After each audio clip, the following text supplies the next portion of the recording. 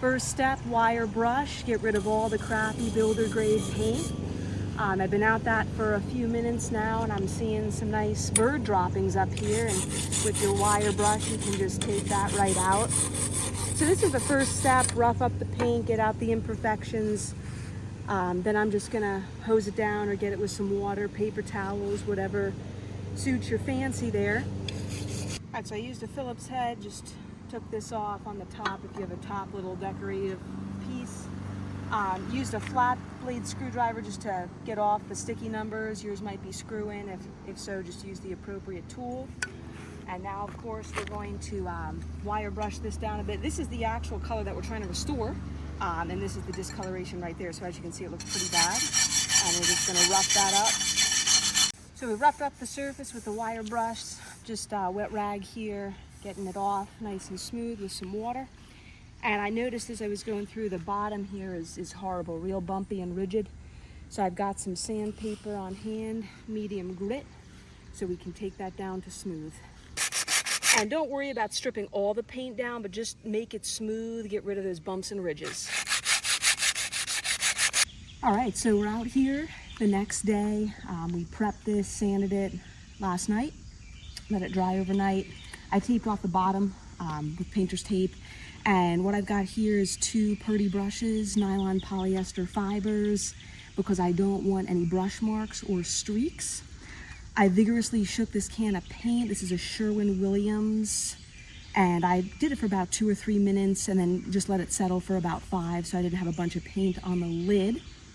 And today's weather, we're at about 70 degrees. You never want to paint over 85 degrees Fahrenheit or under 50 degrees Fahrenheit. Try to pick a day low humidity.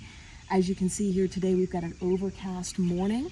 One of the best times to paint so the sun isn't blazing down on your work and drying it right away.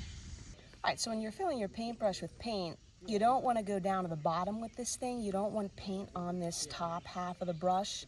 Think bottom half only, so these bristles here are helping you do the job. Don't overload it either. So I'm gonna take a nice easy dip right here, and to knock off some of the extra paint, I'm gonna go against the side of my containers a few times so that it looks about like that. So notice how it's not dripping all over. Notice how it's about half the brush. All right, so very critical, always keep a wet edge.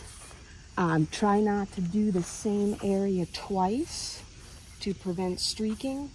So as you can see, I see my edge here is wet. I'm going to keep that trend up here going around. Just loading the brush again as needed. All right, so we're about done with our first coat, and the million-dollar question is always, do you need that second coat? So it really depends how often you paint these, what part of the country you live in.